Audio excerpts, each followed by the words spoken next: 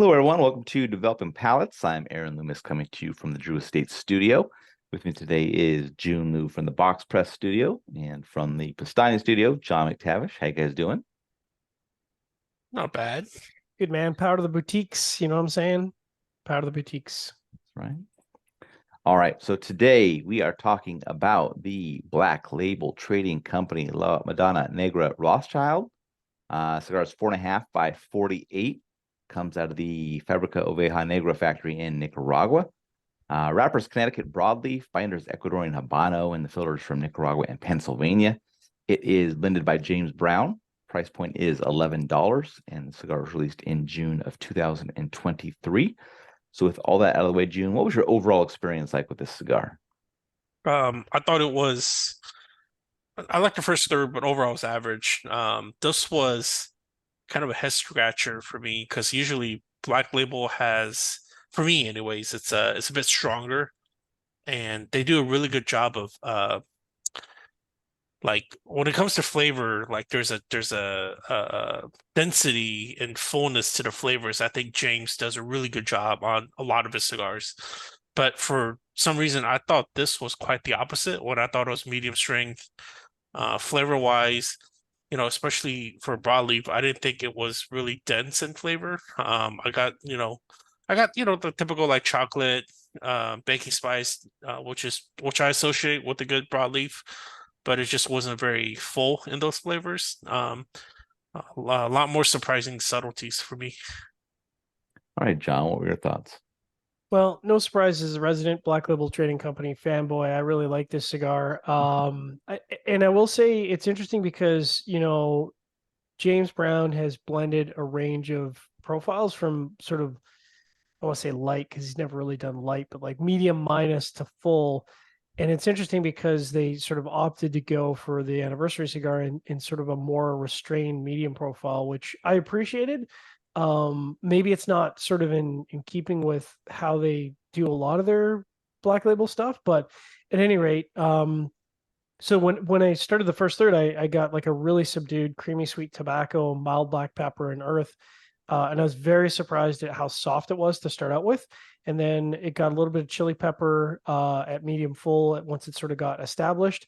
And then there was sort of some wood nuttiness underneath that. And then floral sweetness in the center of the profile, sort of moving towards the halfway point.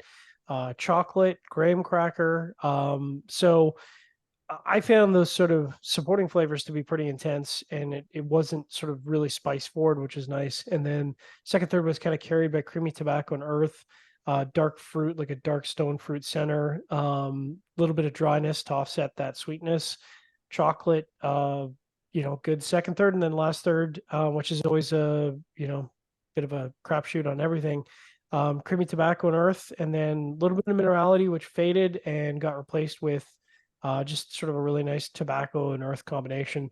I had a bit of a resistant draw, like very, very minor. So I had to dock it for that. Very good.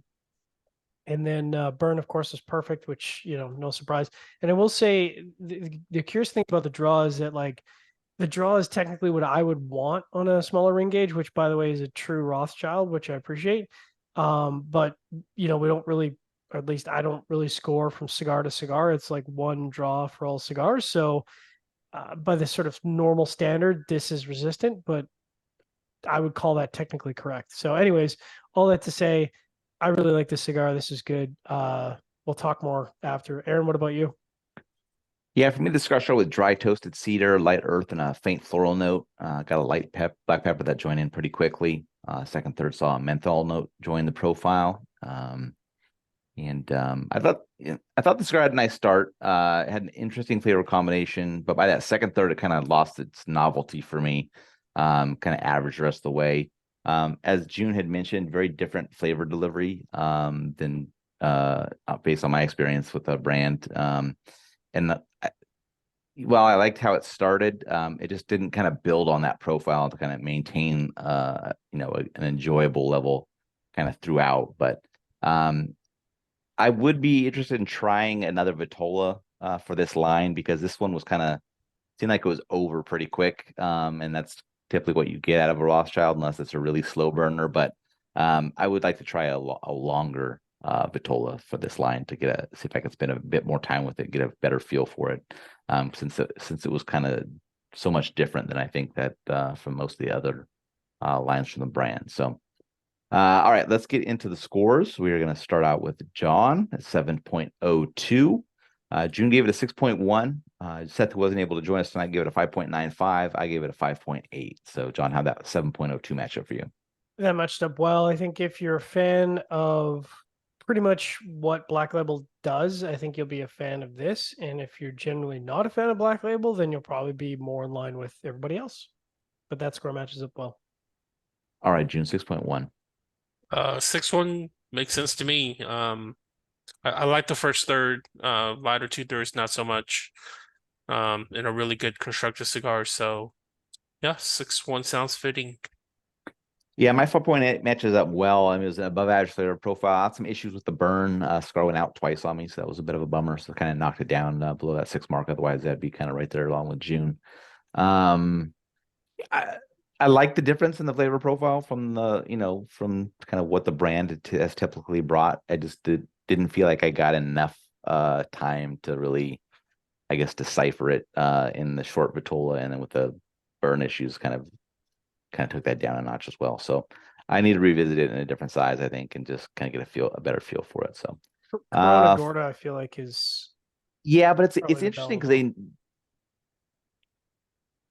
typically the Corona Gorda or Corona Larga that they use for Black Label is a nice size, but I think for the Corona Gorda name for this, it's like a 5.5, 550 or something like that. It's just like a kind of Robusto extra size. So it's like that. There's a lot of weird sizes for this line. So it's like nothing traditional that they do with Black Label typically. I gotta fly down to Esteli and have a conversation about like the naming council and how like I'm so disappointed. And yeah, this one's a weird one for them. Like, because they have some pretty standard vitolas that they use, and these are all different than what they typically use. But I guess it's fun. It's just I've been struggling lately with shorter cigars. I think just like not being able to like really get into a groove with them, just based on like once you get started and stuff like that. But in the past, it's been like short cigars have been like the better cigars because like they don't really have that much time to fall off, so they just kind of give you a good ride for most of the majority of it. So I think it's yeah, go ahead. I think it's tough for a cigar to develop under 5 inches, like Yep. like I think with a thinner ring gauge, yes, but I think less than 5, I feel like it just it's like a car race. Like a car just doesn't have enough to get into the higher gears to, Yeah. that's a terrible car analogy, but it's all I It's got. okay. I mean, that's why I've really kind of fallen out of favor with smoking the firecrackers. Just because that 3.5 inches, just like I'm like, come on, You can't man. even. Yeah. Yeah. Just get it warmed up. You're already halfway through it, and then you would get a couple draws, and you're already like burning your fingers, kind of thing on it. So it's just like That's interesting, right? Because like as cigar smokers, we wanna take the time and enjoy, right? yeah. So we want to sit there for like, I would say what on average, for the most part, if it's good weather, right? Like even if it's shit weather, I'd rather not smoke anyways. But like I want to spend at least like 45 minutes to an hour just chill and and let it slowly burn. So yeah. I mean, I think for most of us, that's way less than we normally spend with a cigar anyway. Even a Robusto, like if you're smoking a Robusto in 45 minutes, it's probably you're going way too fast to it. So yeah. But yeah, I think most smokers smoke fast, so they would probably feel that that's the right time frame. But okay. All right, wherever you're catching this video, be sure to like and subscribe, but check out the full written review on the website, developingpalates.com. You can follow us on all the social media channels, and you can catch all of our review recaps on podcasts, so iTunes, Google Play, and Podbean. Thank you for tuning in. We will catch you on the next one. La Madonna.